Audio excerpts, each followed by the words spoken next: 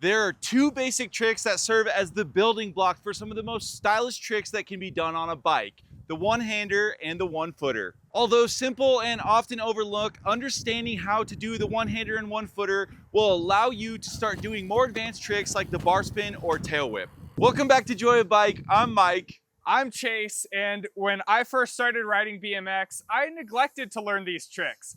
And now that I want to learn things like bar spins and can-cans, I gotta go back to the basics and learn these to unlock my dream tricks. Maybe you're like me, or maybe you're just getting started in BMX. Either way, I'm excited to learn these alongside you. Well said, man. Let's get started. To start learning the one-hander or one-footer, it's important to know how to jump and fly out.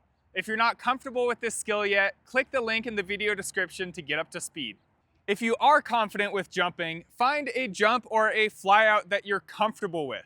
For us, we're gonna use this box jump, the perfect place to learn.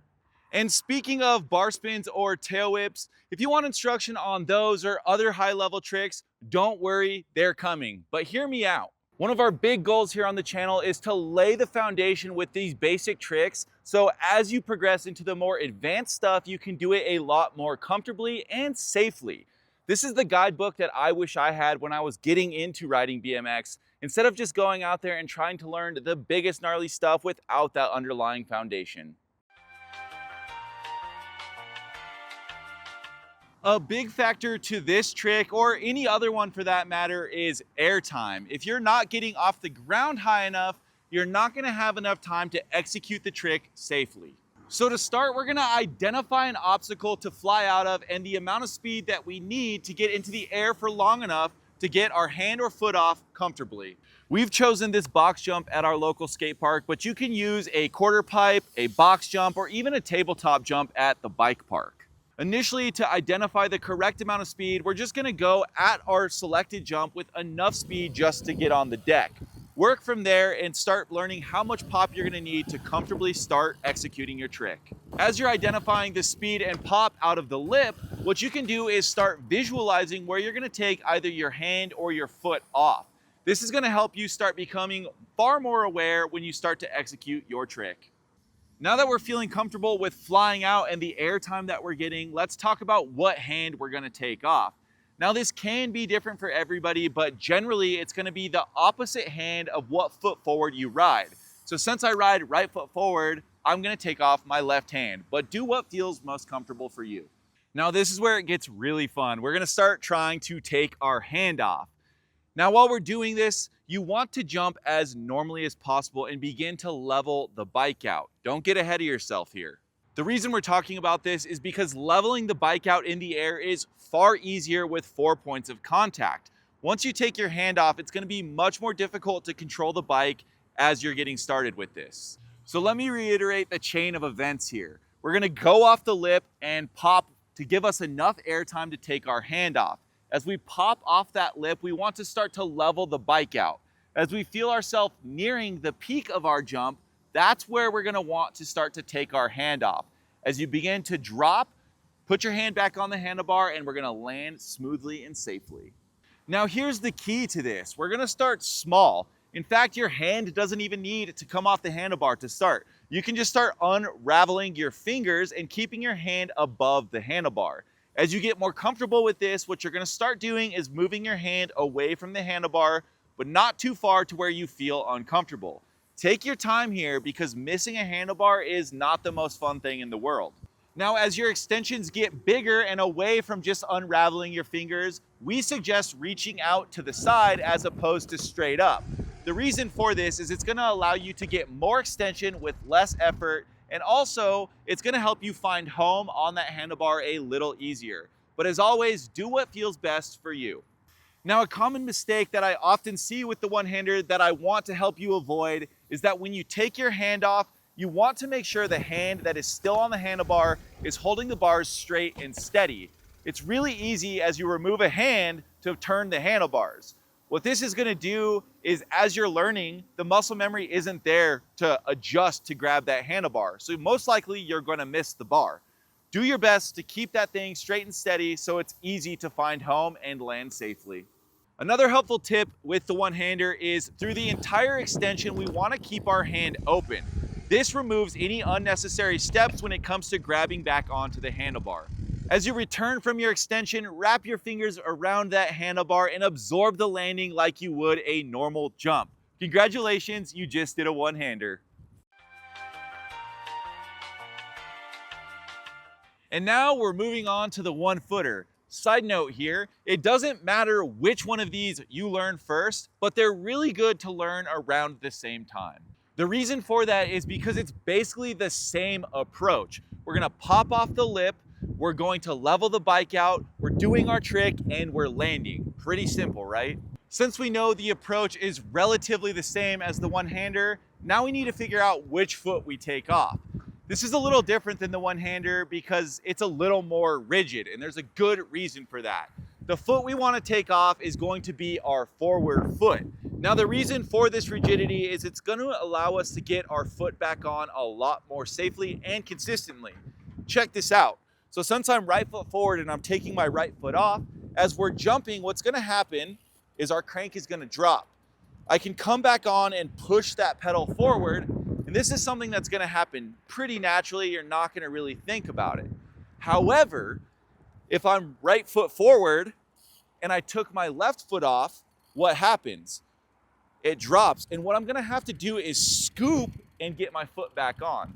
That means that we're far more prone to blowing our foot off, trying to get the removed foot back on. Now that we've got that technical jargon out of the way, let's drop in and start focusing on taking our foot off. This is, again, very similar to the process we were doing with the one-hander. We don't want to rush this. As our bike begins to level out and we reach the peak of our jump, this is where we want to start taking our foot off of the pedal. We want to lift it up, and as we get comfortable with that, we'll start inching it to the side to start achieving some extension. An important piece here is that we don't want to take our foot off and put it in front of or behind the pedal. This is going to make it way more difficult to get back on that pedal. We want to aim to get our foot back on in the same position that we took it off from. So basically the ball of our foot should hit the center or the spindle of our pedal. Another helpful tip here is when you begin taking your foot off, it can help to look down at your pedal as you're putting your foot back on. Same thing goes for the one-hander. Keep your eyes where you want your hand or foot to go. As you begin to become more competent with these tricks, you're going to notice that you're not looking at your pedal or your handlebar as you're putting your extremity back on. The reason for this is because of a beautiful thing called muscle memory. This is really important as you start moving towards taking these tricks to bigger jumps, as you're going to need your vision to look ahead. As we get more comfortable with extensions, again, don't get ahead of yourself here. Don't put your foot further away from the pedal than you feel comfortable to get it back on. As you start moving your foot back towards the pedal as you start dropping from the peak of your jump, same thing as the one-hander, absorb that landing and right away. You just learned how to do a one-footer. Now let's get into some pro tips, but before we do, I just want to call out the fact that this tutorial may sound pretty simple, and that's because it is. Our goal is to never overcomplicate things that require a simple approach. So if you do have questions, don't hesitate to let us know down in the comments below. Pro tip number 1, the goal with these tricks is to make them look as seamless as possible. Now you're gonna notice more advanced riders make these look so easy, but keep in mind that is a byproduct of years and years and years of practice. Making simple tricks look stylish is a beautiful display of bike control. Riders who can do this are often the most fun to watch. So take your time while you're learning these and enjoy the process. Our next pro tip is the tricks you should move on to once you feel like you have these under control. For the one-hander, once you have a grasp on it, we suggest moving on to a tire grab. And once you feel like you have your footing with the one-footer, the next most natural step is going to be the no-footer. If you want us to cover these tricks in more detail, let us know down in the comments below. Before we move on to the next section of this video, I want to take a moment to recognize Traction Coffee, because none of these videos would be possible without it. When we're not actively planning or filming for these videos, we're making the dream come true with our coffee business.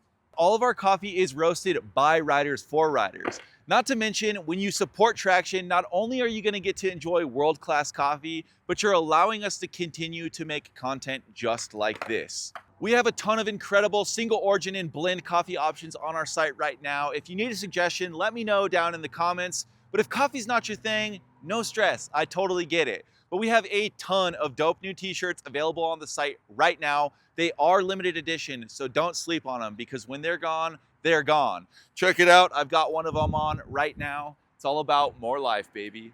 Or as my Spanish friends say, live más. Regardless of how you say more life, hit the QR code here on the screen or the link in the episode description to pick up a shirt today. As with any skill, the most important part to learning these tricks is practicing with dedicated sessions. It takes time and repetition for muscle memory to develop, and especially for tricks like this where you benefit so greatly from that muscle memory, it's important to take your time and trust the process. And once you're comfortable with the basics, take these tricks to different jumps. Remember that the more airtime you have, the more time you have for bigger extensions. But also the more consequence is involved if you miss the handlebar or the pedal. So be sure you're comfortable with your skills before challenging yourselves. And like we said at the beginning of the video, these are tricks that I've neglected for longer than I should have. In fact, I have pretty limited experience practicing these, so I'm learning right alongside you. I've never really tried a one-hander or a one-footer on the BMX bike. And after planning the video with Mike, listening to him talk through all of the points, and a little bit of practice while filming the video, this is the progress I've made in today's session. I'm grateful that Mike was kind enough to share his expertise with me, and psyched that I was able to learn this one right alongside you guys. But I'm not done practicing for the day. I'm gonna try to work these tricks into a little bit of a line in today's joyride.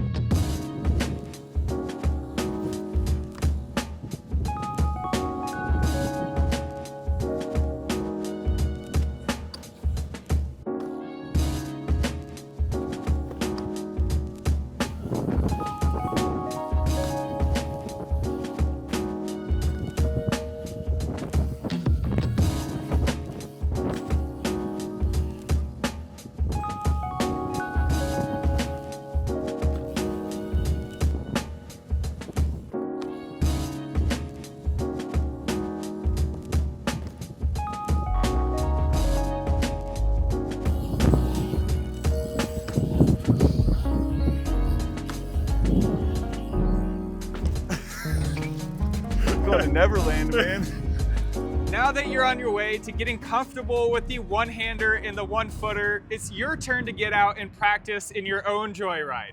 Drop a comment and let us know how that goes, and if there's any other skills that you want us to cover in a similar fashion.